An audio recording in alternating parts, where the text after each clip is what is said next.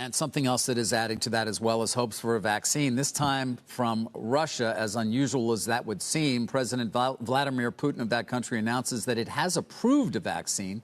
NBC's Matt Bodner is on the ground there, and he can bring us up to date at least on what we know or don't know about the real potential of such a vaccine. Matt.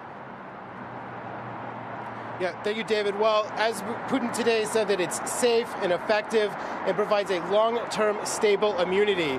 But the problem is that there's actually not been any long-term studies into the effects of this vaccine. It's only been through phase 1 and 2 trials. So we're talking about a vaccine that maybe, at least under official clinical conditions, up to 100 people have been injected with.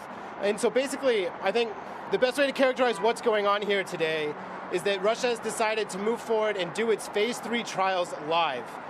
Production is just now going to start ramping up this month, but the first group of people, probably about 1,000 to 1,500 people, will be doctors. So these will be medical professionals kept close at hand while production, building into September and October, starts to put out tens of thousands of vaccines per day. Russia says that by early next year, it wants to put out millions of doses per day. So really, they're just doing this live, and so we'll really see what happens. Now, nothing has really been published about this vaccine.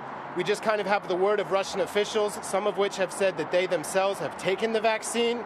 Putin said today his daughter has been injected with the vaccine, and it's a 2-stage vaccine.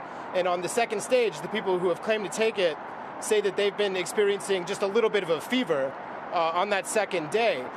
This is a symptom that needs to be studied likely, and so a lot of questions remain unanswered, but Russia is moving forward and claiming that it has won the vaccine race.